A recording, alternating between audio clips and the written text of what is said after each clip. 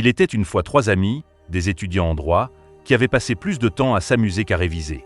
Quand le jour de l'examen est arrivé, ils ont réalisé qu'ils ne connaissaient absolument rien au programme. Au lieu de paniquer, ils ont décidé de monter un gros bobard. Ils sont allés dans un vieux garage, se sont barbouillés de graisse de moteur sur le visage et les habits, puis ils ont couru voir le directeur de leur école. L'air épuisé, ils ont raconté leur histoire. « Monsieur, on est vraiment désolé, on n'a pas pu venir à l'examen. On rentrait d'un mariage et la voiture est tombée en panne au milieu de nulle part. On a passé la nuit à essayer de la réparer. Regardez dans quel état on est. » Le directeur, qui ne semblait pas dupe mais restait calme, leur a répondu qu'il comprenait la situation. Il leur a alors donné 3 jours pour se reposer et se préparer à repasser l'épreuve.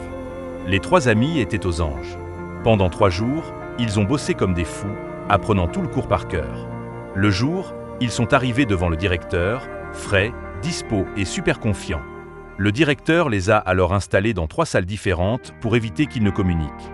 Chacun s'est assis devant sa table, prêt à déballer tout son savoir sur le droit. Mais en retournant la feuille de l'examen, ils ont eu un choc. Il n'y avait que 4 questions, notées chacune sur 25 points. 1. Qui s'est marié ce jour-là? 2. Où a eu lieu la fête exactement? 3. À quel endroit précis la voiture est-elle tombée en panne? 4. Était quoi la marque et le modèle de la voiture?